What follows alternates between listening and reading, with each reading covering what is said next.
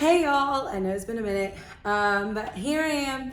So in today's video, we're going to be using a skill that we did a few weeks ago with creating expressions based off of the information they give us. So we're still working with like algebra and stuff, but we're not solving anything. We're just writing an expression, but this time we're writing an expression within real world word problems. So this paper is in Google Classroom. You can split the screen and type the answers I'm gonna put in here while you're watching the video, or you can print it off and write it down as I'm going through it, or just do whatever you feel like works best for you, okay? Remember, if you have any questions, please feel free to email me. We can always set up a Google Meet so I can help you personally or help a group of people who, again, need extra practice on these skills. All right, so let's get started. Number one says 5 students shared a bag of Skittles. Using S to represent the bag of Skittles, write an expression for the scenario. So we're starting off very easily. So it says again, 5 students shared a bag of Skittles. That is the expression we want to represent. So I'm going to highlight some important pieces of information. I'm going to highlight 5 students and shared.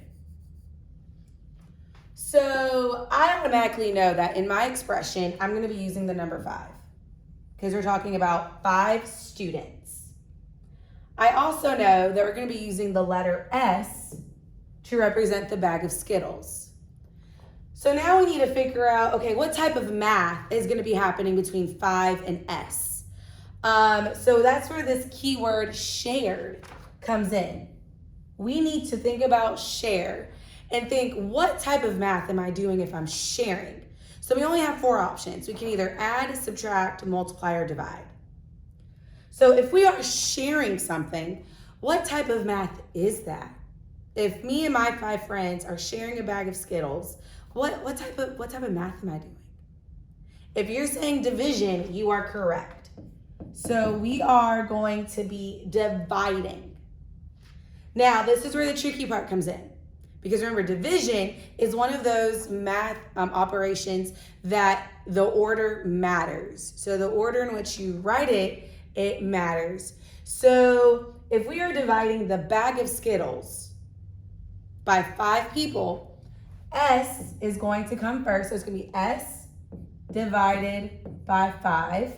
Or you can always write it as a fraction, S over 5. So you want to make sure that you're reading the word problem. You don't want to just do, 5 divided by S, because that was the order it came in the word problem. That's not going to work. You want to make sure you read and dissect it so you know what the order is going to be or what the expression is going to look like, because that can get your answer wrong. All right, let's go on to number 2. So number 2 says, Jackson ate P pieces of pizza.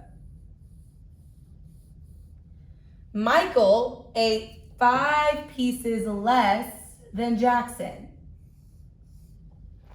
Write an expression that represents the number of pieces of pizza Michael ate. So they want us to write an expression kind of like showing the amount of pieces of pizza that Michael ate. So we need to look at our pieces of information. Pizza information. Moving on. Okay. That Michael ate.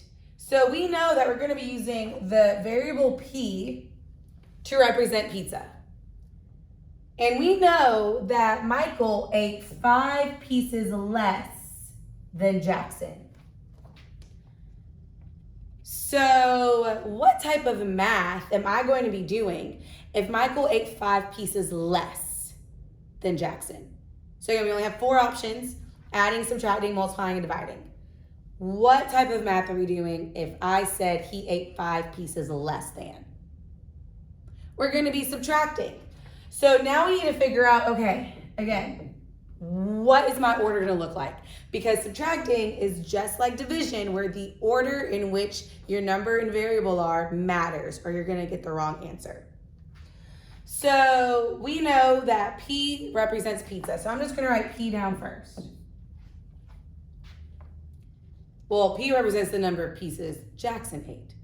So I want to know, okay, I know I'm going to be subtracting. So if Michael ate 5 pieces less than Jackson, is my expression going to be 5 minus P or P minus 5?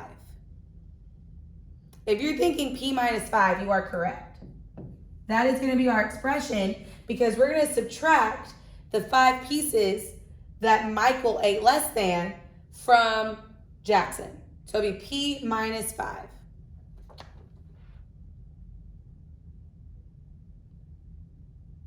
Yes.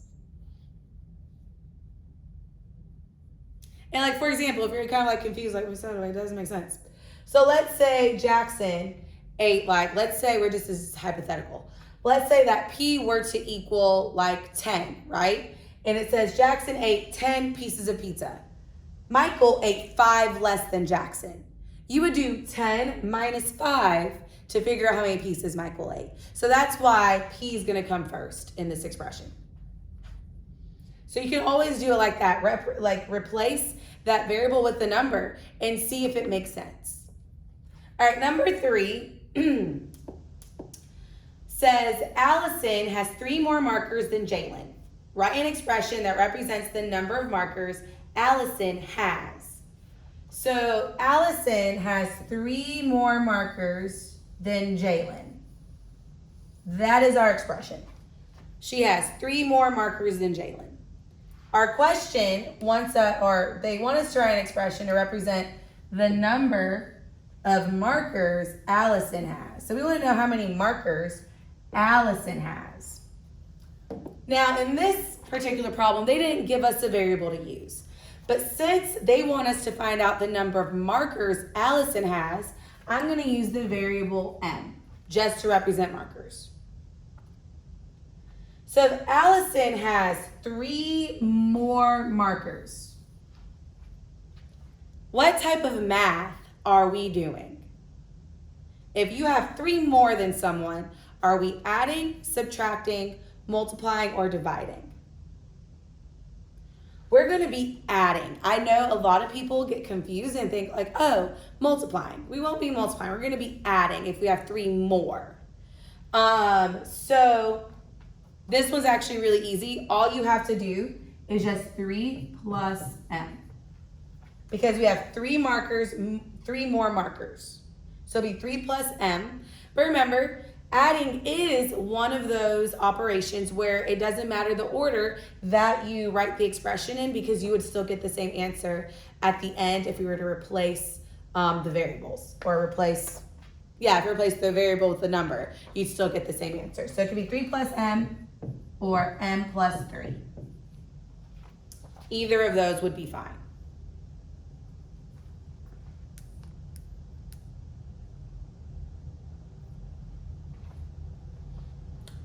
All right, so now we're going to move on to number 4.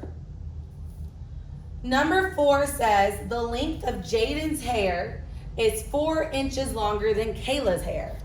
Write an expression that represents how long Jaden's hair is. So again, I'm going to highlight key pieces of information. My key pieces of information are going to be the length of Jaden's hair. So Jaden's hair is 4 inches longer than Kayla's hair. That was literally it. Okay.